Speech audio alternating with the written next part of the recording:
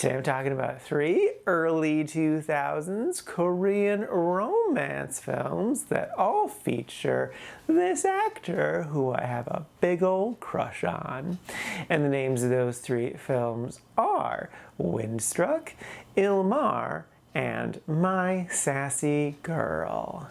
Next up is Windstruck. This is a 2004 film, and oh my god, is it so freaking adorable. It practically beats you over the head with how incredibly charming it is, at least for the first half. In the second half, things kind of change, but it's, oh my god, it's so cute. The basic premise is this really enthusiastic young cop desperately wants to prove herself, but she keeps messing up. This leads to her arresting the wrong man, but maybe there's some sparks in the air between them. And yeah, no, I crazy love this movie. Like, it's so cute and funny. It's so incredibly funny. Like, I couldn't stop from just laughing so loud. Like, her character is just filled to the brim with charm. I love her enthusiasm for her job, but also she does have skill. Like, she can kick ass. She kicks so much ass. But then also, like, she does mess up. Like, she, like I said, arrests the wrong guy and does other stuff like that. So like, she is competent, but a little misguided at times. And then he's just a cutie. Like, the male lead is just, he's so adorable.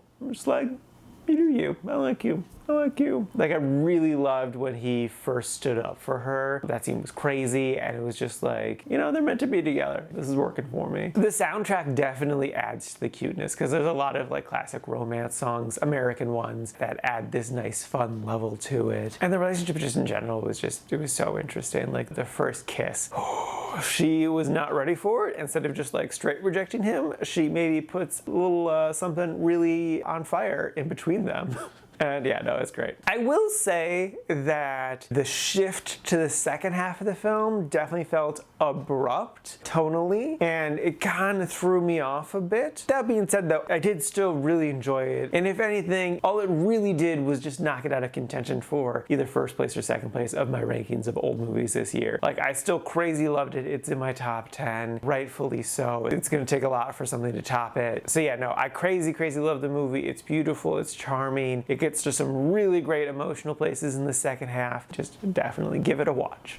Next up is Mare. This is a 2000 film that was later remade into The Lake House with Sandra Bullock and Keanu Reeves. So if you've seen that movie, as best I can remember, it's the same plot. I haven't watched The Lake House since high school, but I remember liking The Lake House a lot. I actually watched it in study hall, and the original is great. I thoroughly enjoyed it. If you're unfamiliar though, the basic premise is there's this lake house. It's named Il Mare, which I believe is Italian for the sea, because it's on the sea. And there's this fancy little mailbox that the 2 main characters quickly discover is sending mail back and forth through time. There's a 2-year time difference between them. It's a cute little love story while also being separated by time. It's definitely a bit melodramatic, but I really didn't mind that. The story was beautiful and told so well. I would say if there's a metaphor for it, it's about getting hung up on past relationships and how that can make you miss out on new ones. Like, if you're just too fixated on the past, you can't move on to the future and you'll miss out on even more incredible opportunities in front of you. The performances were definitely great. I really loved both the leads. They're very believable, and I really cared for both of them. The guy in this is an architect, and so there's actually a lot of really beautiful architecture featured throughout it. Like, the lake house itself is so gorgeous, and I really loved that detail a lot. And I think they did a good job too with, like, it is a silly premise, but it feels believable, and like they did enough to convince both parties that like this is actually happening. It's not some silly prank or something like that. Also, the whole film has very strong like French romance film vibes, and I really dug that. So yeah, no, I thoroughly enjoyed this film, and I would totally recommend it. I watched it with my mom, who also really enjoyed it and would recommend it. Regardless of whether or not you've seen the American remake, the original is definitely without a doubt worth a watch.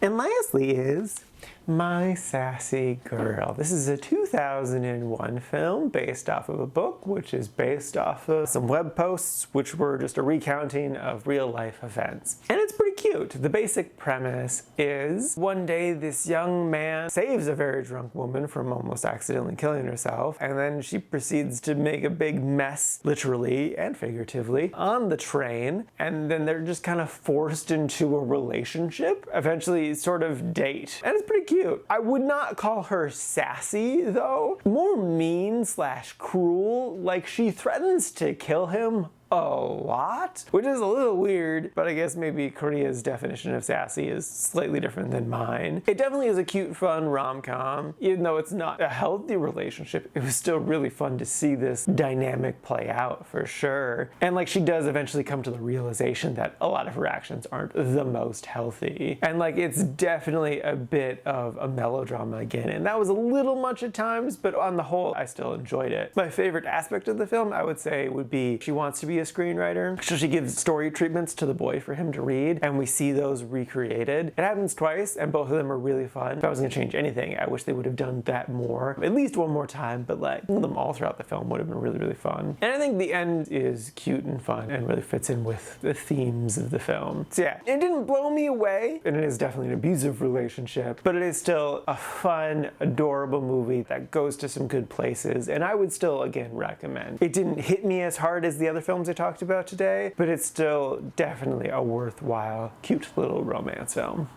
Alrighty, now for today's rankings. First up, we got Windstruck sitting at number 5 in the really like section. And then after that is Ilmar sitting at number 11, again in the really like section. And then bringing up the rear is My Sassy Girl sitting at number 25 in the quite like section. And this is a total of 51 old movies so far this year.